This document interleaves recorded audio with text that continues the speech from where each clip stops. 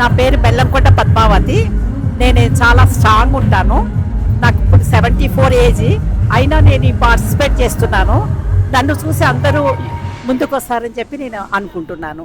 నేను ఏదైనా సాధించాలని చూసుకుంటాను, దేనికి భయపడను. కరెక్ట్గా ఉంటే అన్నీ సక్సెస్ అవుతుందని నా కోరిక. ఇక్కడ పార్టిసిపేట్ అవుతున్నప్పుడు మీ పిల్లల రియాక్షన్ ఎలా ఉండే? నాకన్నా నా పిల్లలే చాలా ఎంకరేజ్ చేశారు.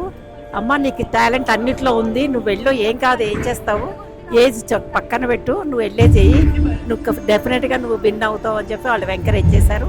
రోజు కోఆపరేట్ చేసి నేను ఇంత దూరం రోజు వస్తున్న వాళ్ళు ప్రాక్టీస్ అని చెప్పినా కూడా రోజు మేము చాలా దూరం నుంచి వస్తున్నాం, 1 hour డ్రైవ్ కారు అయినా వచ్చి నేను పార్టిసిపేట్ చేస్తున్నాను.